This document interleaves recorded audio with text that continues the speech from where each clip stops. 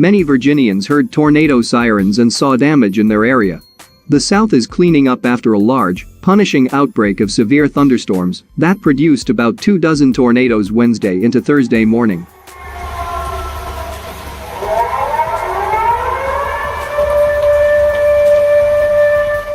Both tornadoes and destructive straight-line winds littered the region with damage and led to multiple injuries and at least 2 deaths. The National Weather Service reported 2 homes were destroyed, 2 people died, and 2 people were injured near Chipley, Florida, about midway between Tallahassee and Destin, when a tornado swept through the area early Thursday morning. Several people were also injured from a tornado in northwest Arkansas near Springdale early Wednesday. The storm cut power to more than 200,000 customers across the South on Wednesday and Wednesday night. As of Thursday afternoon, more than 140,000 customers were in the dark from Florida to Michigan because of thunderstorm gusts and ambient winds from a larger storm system.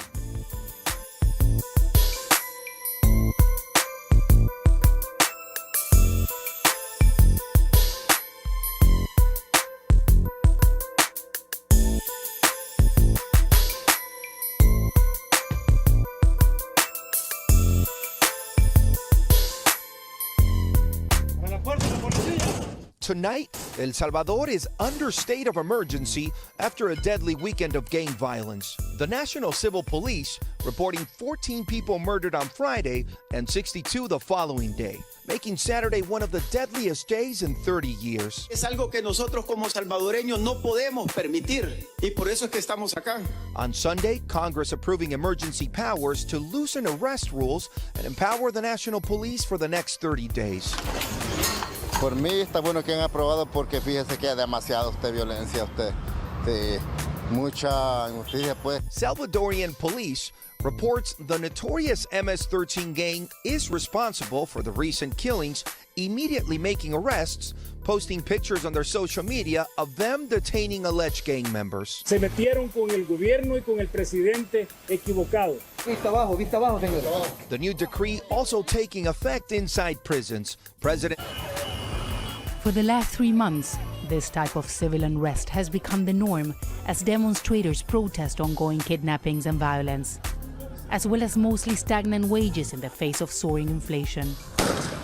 Protesters in Port-au-Prince say life is becoming unattainable and they're demanding that government officials do more to address the problems facing them on a daily basis.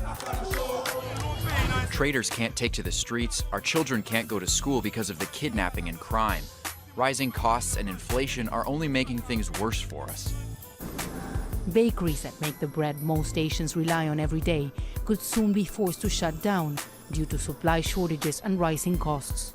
The war in Ukraine has hurt us a lot because imported flour plays such an important role. It has made it difficult to get wheat into Haiti. That's why it's so expensive for us, even if we can't afford it.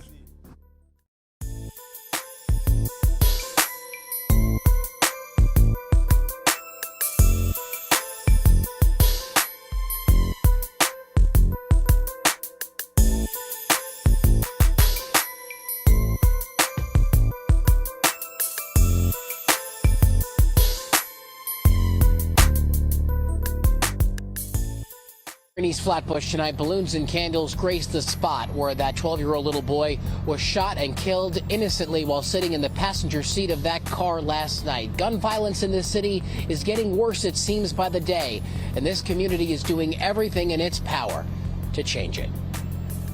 The mother of 12-year-old Cade Lewin could barely walk, less than 24 hours after her son was shot and killed by a drive-by shooter. Imagine your 12-year-old son is no longer here because someone shot and killed him.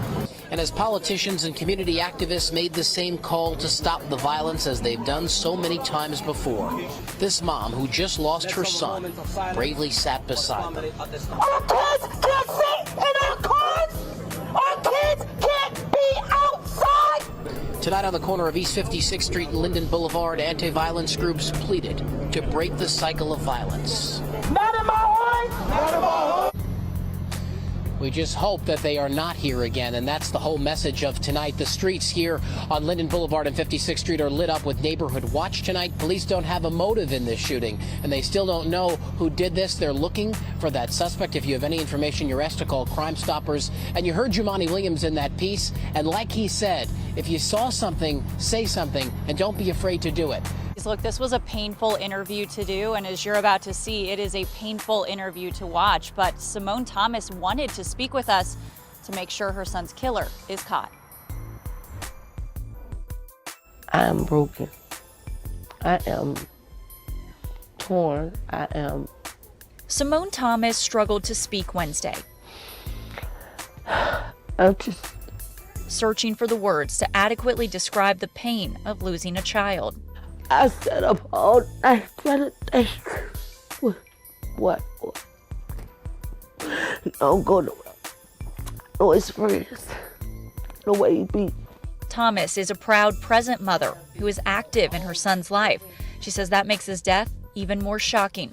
Thomas told me her son left home a little after 6 to buy snacks at a nearby gas station. Shortly after, she learned he'd been shot and killed outside Taylor Park. You took his future away from him. He was 13. My firstborn.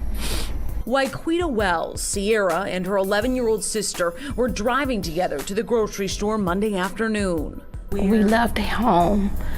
All she wanted was some fruit. We was going to the market to get some fruit.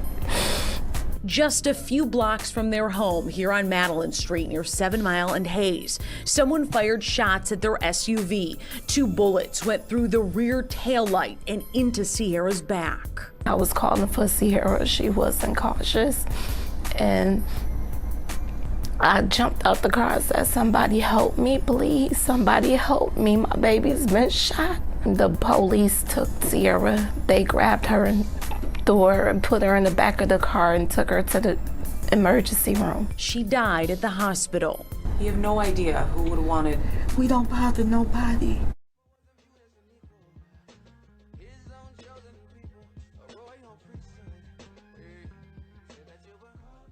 Hi, shalom from Israel. This is Ola, the daughter of Jethro.